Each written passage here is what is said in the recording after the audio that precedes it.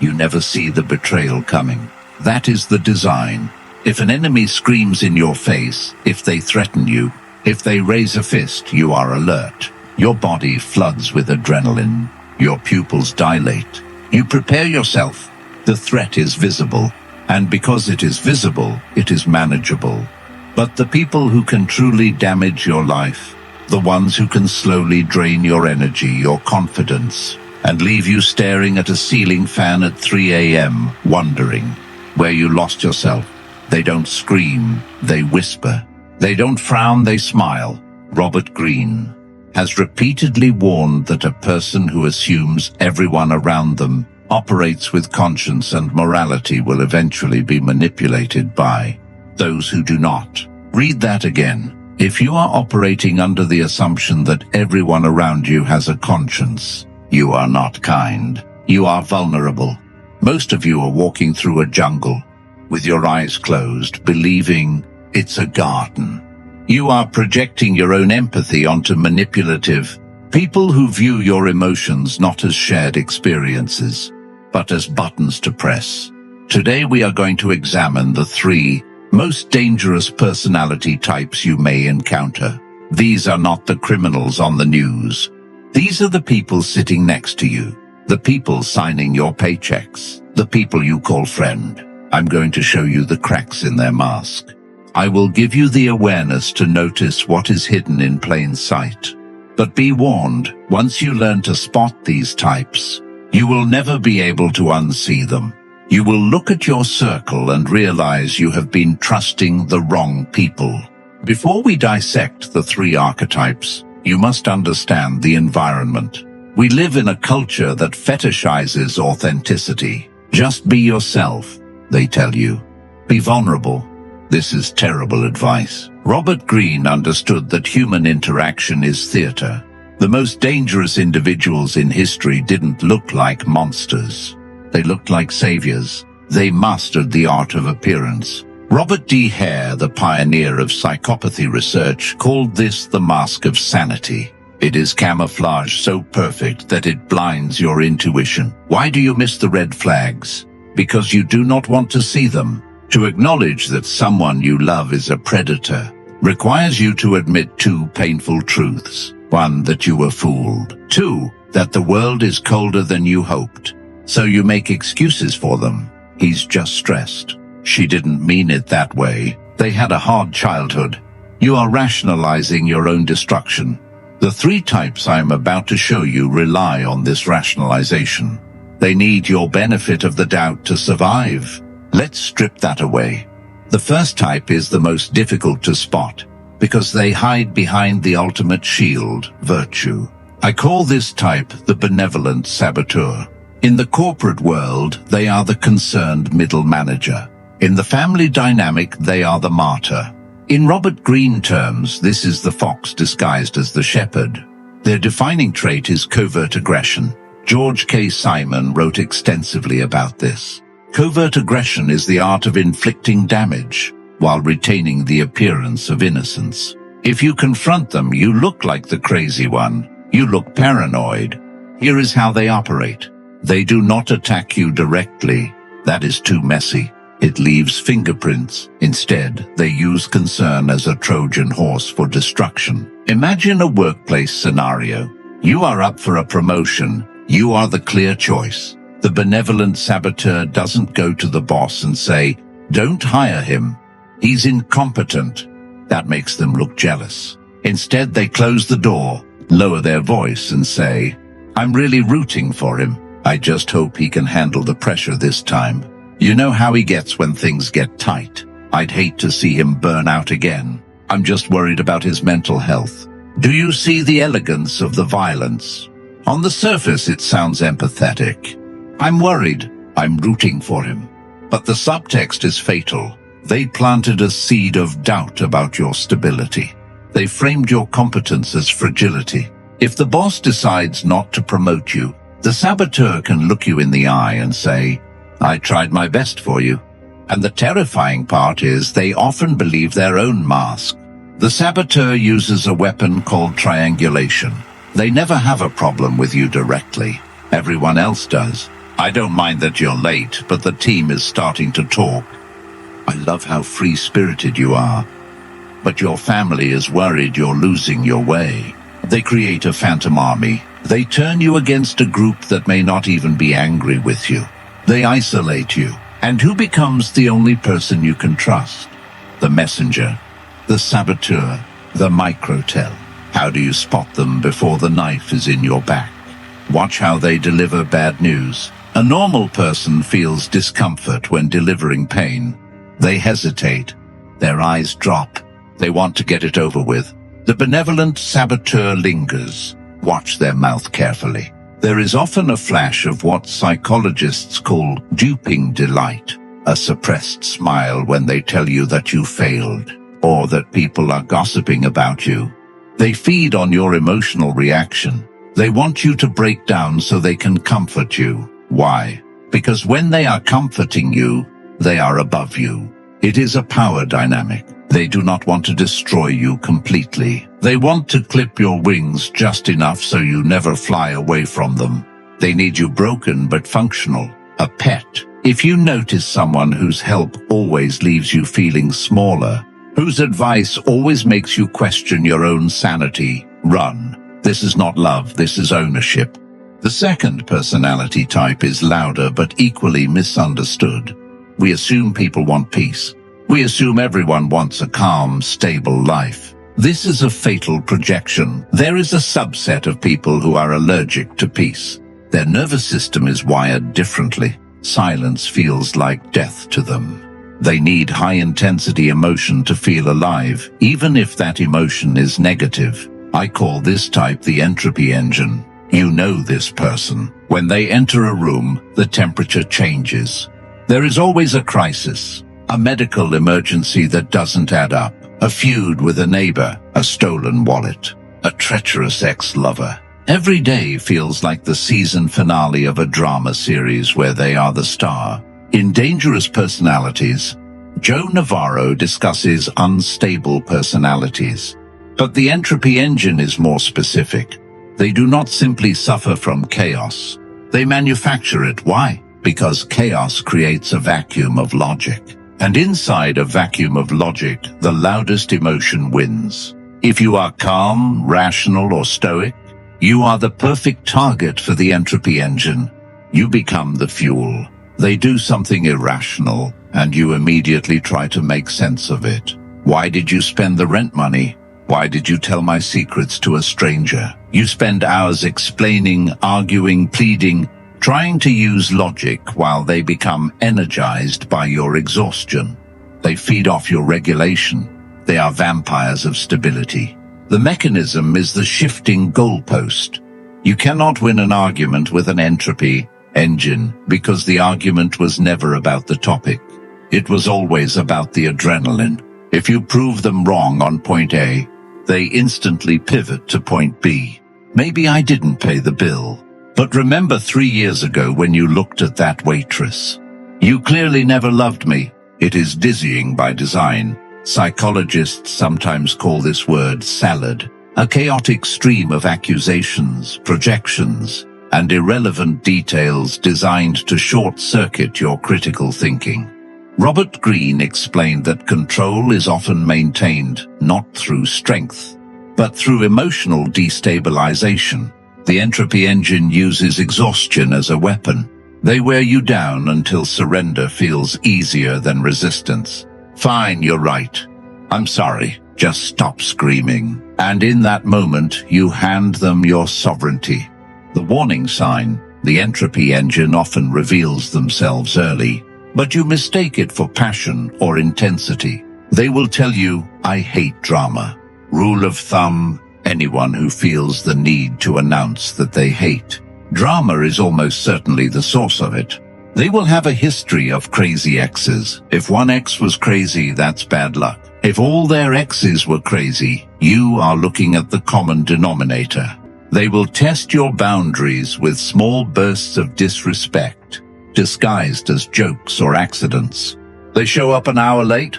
They forget your wallet. They make a scene in a restaurant. They are calibrating. They are checking to see how much chaos you will tolerate. If you stay, you are signing a contract. You are accepting a role as the stabilizer for their instability. But here is the dark truth. You cannot stabilize them. You are a bucket trying to fill a black hole. The more love you pour in, the more it disappears. And eventually, when you are empty, when you are a shell of your former self, they will discard you. Why? Because you are no longer fun. You are boring. You are depressed. They will move on to a fresh, full battery, and they will tell the new person that you were the crazy one. Take a breath. I want you to pause the video in your mind for a second. Is there a face that appeared in your head while I was describing these two types? A coworker, a partner, a family member. That tightness in your chest. That is your instinct trying to break through years of conditioning. You have been told to be nice. Niceness is a social construct. It is compliant. It is agreeable. Robert Greene argues for effectiveness, capability, and psychological awareness. Being nice to a predator does not make them nice. It makes them well-fed. The third type we are about to discuss is the rarest, but by far the most lethal. The first two types, the saboteur and the entropy engine, are driven by human needs. Power, attention, validation. The third type is different. They don't want your validation. They don't have a need in the way you understand it. They are hollow, and because they are hollow, they can become whatever you need them to be until it is too late. This is the type that breaks the strongest men and women. This is the type that leaves no bruises, only ghosts. Let's descend to the bottom of the well. The third type is the Robert Greene ideal realized in the darkest possible way. I call this third type the mirror. In clinical terms, you might see overlap with the psychopath or the extreme narcissist. But the mirror describes the methodology more than the diagnosis. The mirror has no fixed identity. The 48 Laws of Power talks about the power of formlessness, the ability to adapt, shift shape, and never become fully defined. Most people are rigid. You have preferences, morals, political views, hobbies. The mirror has none of these, or rather, they have all of them depending on who they are sitting across from. When you first meet the mirror, it feels like destiny. It feels like magic. You love 19th century French poetry. I was just reading Baudelaire. You felt abandoned by your father. My childhood was exactly the same. You hate corporate culture. I've been planning to quit and live in a van too. You think you have found your soulmate. You haven't. You have found a reflection. They are data mining you. In the early stages called the love bombing phase, they are downloading your personality. They are studying your micro expressions. They are learning your deepest insecurities and your highest desires. Why? To build a custom-made mask that fits perfectly over your expectations. The mirror gives you exactly what you feel you were denied in life. If you were neglected, they give you obsessive attention. If you were controlled, they give you wild freedom. If you felt stupid, they treat you like a genius. This is not affection. This is seduction. And as Robert Greene repeatedly warns, people are often so desperate to believe in the illusion. They ignore the deception standing directly in front of them. The trap begins once they hook you. Once you become chemically addicted to the validation they provide, the mask shifts. The text messages stop coming instantly. The praise becomes subtle criticism. I love that you're ambitious, but don't you think you're becoming unrealistic? You panic. You try harder. You chase the perfect version of them you met in the beginning. And this is where the feeding starts. The mirror feeds on control. They enjoy watching you twist yourself into knots trying to please them. It confirms their superiority. To them, you are an object, a toy. Martha Stout explains that the defining characteristic of a sociopath is the complete absence of conscience. Imagine that. No guilt, no remorse, no anxiety about hurting others. Imagine what you could do if you had no conscience. You could look a crying lover in the eyes and feel nothing. or perhaps mild amusement. You could ruin a colleague's career and go eat a sandwich with perfect appetite. The mirror operates in this state. They are not burdened by the emotional gravity that holds you down. How do you spot a mirror before they consume you? Look for the too perfect alignment. Human beings are messy. We have friction.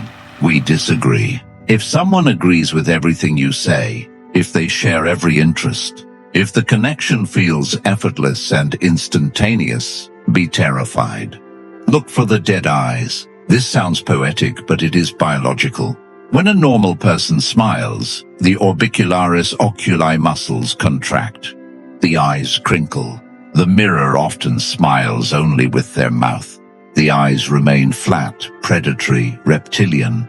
They are watching you react to the smile. Look for the history of reinvention. Does this person have long-term friends, or do they have a series of disconnected lives that never touch each other? I used to live in London. Then I was a chef in Peru. Then I worked in finance in Tokyo. Maybe they are adventurous, or maybe they burned every bridge in those cities and had to reset the simulation. The mirror leaves a trail of charred bodies, but they never look back at the explosion. Now you see them, the benevolent saboteur, the entropy engine, the mirror. You are likely feeling a cold realization in your gut. You have identified the infection. Now your ego wants the cure. You want to expose them. You want to win the argument. You want to make them feel the pain they caused you. Stop. This is your ego talking, and your ego is going to get you killed. You cannot win against these personality types. You cannot fix them. You cannot expose them without getting mud on your own soul. To fight a pig, you must get in the mud. The pig likes the mud. You do not.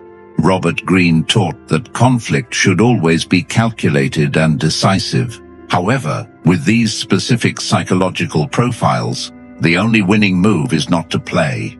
But you cannot always disappear completely. These people are sometimes your bosses, your co-parents, your landlords, your relatives. So you must learn the art of strategic invisible warfare. You must become unpalatable. You must become a ghost while you are still in the room. Here is the playbook. The first strategy is well known in survivor circles, but rarely executed with enough precision. It is called the gray rock method. But I want to teach you the Robert Greene version. Standard gray rock means being boring. Robert Greene style gray rock means becoming a psychological void. These types, especially the entropy engine and the mirror, feed on supply. Supply is emotion. It doesn't matter if you are screaming, "I hate you," or crying, "I love you." To them, it is the same currency. Attention, confirmation that they still control your nervous system. Every time they provoke you, they are handing you a hook. They are waiting for you to bite. Do not bite. When the saboteur whispers a passive-aggressive insult, do not defend yourself. Do not become emotional. Simply look at them. Pause for 3 seconds and say, "Okay." Then return to your work. When the entropy engine creates another dramatic crisis, respond with calm neutrality and walk away. Flatten your emotional expression. Monotone voice. Minimal eye contact. No interesting reactions. Become as emotionally stimulating as a gray rock in a driveway. How was your weekend? Fine. Did you hear what they said about you? No. You are starving the beast. A predator always calculates energy versus reward. If you provide zero emotional reward, eventually you stop being worth the hunt. They will escalate at first. They will push harder. They will test your limits, trying to force emotion out of you. Hold the line. Eventually, the predator becomes bored and moves toward easier prey. The second strategy is the information diet. Information is ammunition. Every dream you share, every fear you confess, every detail about your past becomes a weapon they store for later use. The benevolent saboteur uses your insecurities to undermine you. The mirror uses your desires to manipulate you. From this moment forward, you are a vault. Robert Greene said that everyone sees what you appear to be, but very few experience what you really are.